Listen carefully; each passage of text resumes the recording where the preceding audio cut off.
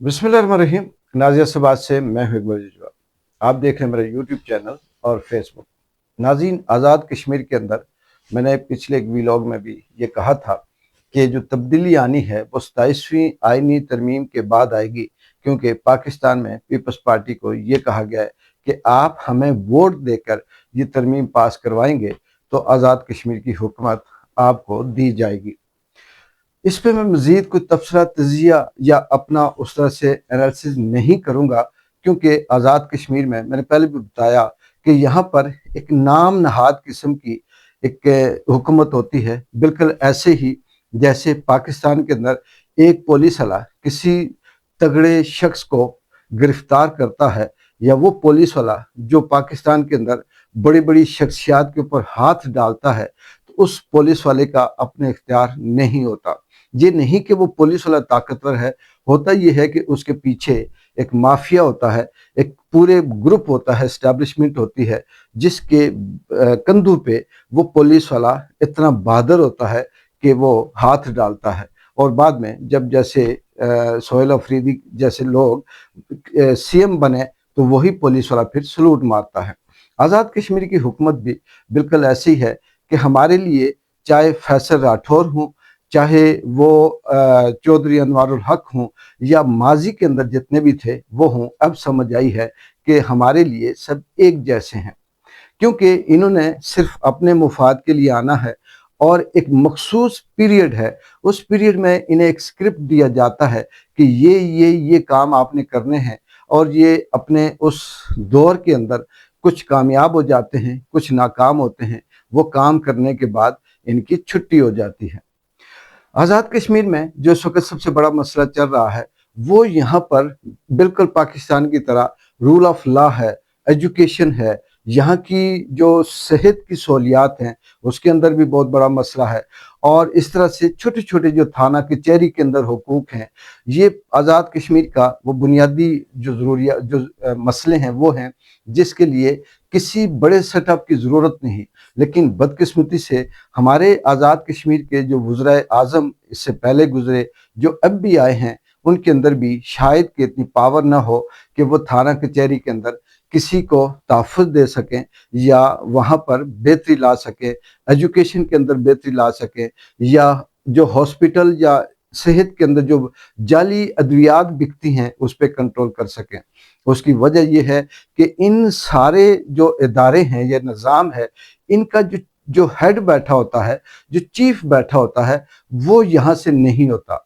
वो भी पाकिस्तान से होता है, और वो भी आज़ाद कश्मीर के ये जो सीएम होते हैं, ये पीएम होते हैं, इनके कंट्रोल में नहीं होता। इसलिए यहाँ तो ये भूल जाएं कि जहाँ पर अगर फैसल राठौर आया तो पीपल्स पार्टी वाले बहुत खुश हो रहे हैं, बल्ले बल्ले कर रहे हैं। उनकी हद तक तो बात ठीक है कि उन्हें शायद स्कीमें मिल जाए, उन्हें चाहे कुछ सिफारिश मिल जाए, या उन्हें कुछ बल्ले बल्ले हो जाए। लेकिन जो खित्ते की हद तक की बात है, जो निज़ाम की हद तक की बात है, जो आम आदमी के हद तक की बात है, वो एक जिसे कहें कि एक इशारिया भी बेहतर नहीं होगी। आज़ाद कश्मीर की इस वक्त सूरत हाल ये है कि यहाँ जो बिजली है, बिजली 1 घंटे में 5 मिनट आती है, और फिर 1 घंटे तक नहीं आती, फिर अगले घंटे में 10 मिनट आएगी, और 2 घंटे तक नहीं आएगी।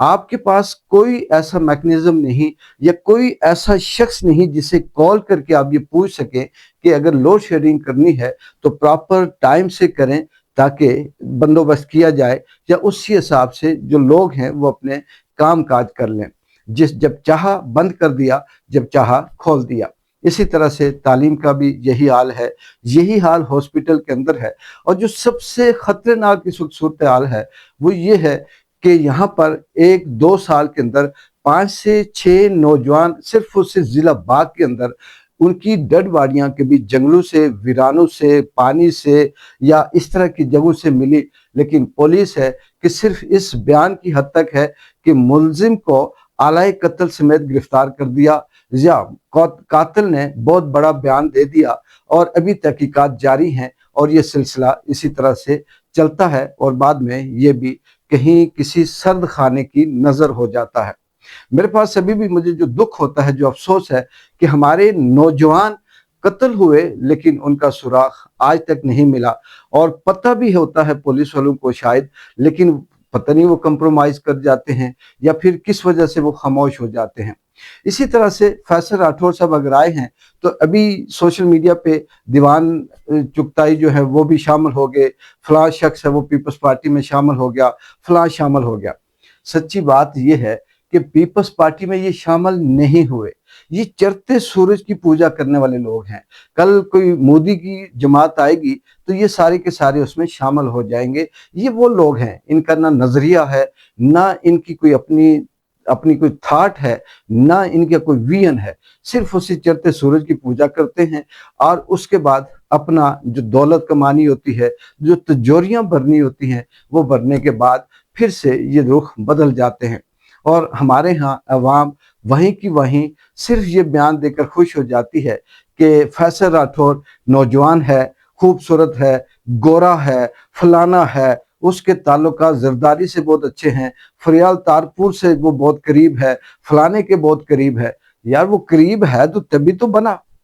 وہ قریب ہے تو تبھی اسے فائدہ ہوا۔ بات یہ نہیں، بات یہ ہے کہ یہاں آزاد کشمیر کے نوجوانوں کو کیا فائدہ ہوگا؟ کیا عوامی ایکشن کمیٹی نے جو مطالبات اپنے رکھے تھے، جن کو ابھی یہ ہے کہ وہ اس پہ بات ہونی ہے، وہ رہتے ہیں، ابھی پورے نہیں ہوئے، کیا فیصل راٹھور عوامی ایکشن کمیٹی کے ان مطالبات کو منظور کرے گا؟ کیا فیصل راٹھور عوامی ایکشن کمیٹی کے وہ جو 38 ہے اس میں سے جو عوام سے ریلیٹڈ ہے، جو اس کے بس میں ہوں، کیا ان کی حمایت کرے گا؟ اگر نہیں کرے گا، یہ بھی ایک دعادار قسم کی تقریر کر دے گا، بیان دے دے گا، اور کہیں گے کہ بلے بلے اب تبدیلی آئی، کہ اب تبدیلی آئی۔ لیکن یہاں جو سچی بات ہے وہ اس لیے تجزیہ یہ تبصرہ کرنے کو دل نہیں کرتا کہ ہم اگر اپنے طور پر فیصل راٹھور کے حوالے سے تجزیہ کریں کہ آنے والے وقت میں یہ ایسے ایسے ایسے رہیں گے، تو شاید کہ پتہ چلے کہ یہ تو سب سے خراب اور سب سے کمزور وزیر اعظم رہے۔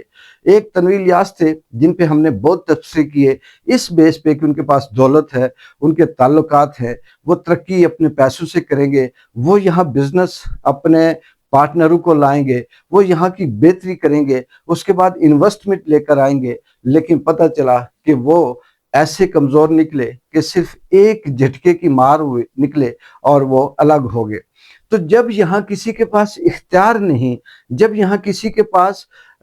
پاور ہے ہی نہیں، تو پھر ہم کیا بات کریں؟ پھر کیا فیصل راٹھور، تو کیا پھر چودھری انوار الحق؟ اکثر آج کل فیس بک پہ آپ دیکھتے ہوں گے کہ میرے لیے چٹا بھی اور کالا بھی، آگے ڈیش ڈیش شامل ہیں، کہ ہمارے لیے سب برابر ہیں۔ ہم یہ کہیں کہ یہ تبدیلی لائے گا، یہ بہتری لائے گا، یہ بہتری لائے گا، نہیں۔ ان کی تبدیلی اپنی ذات کی حد تک ہو سکتی ہے، تختی پہ نام لکھوانے کی حد تک ہو سکتی ہے،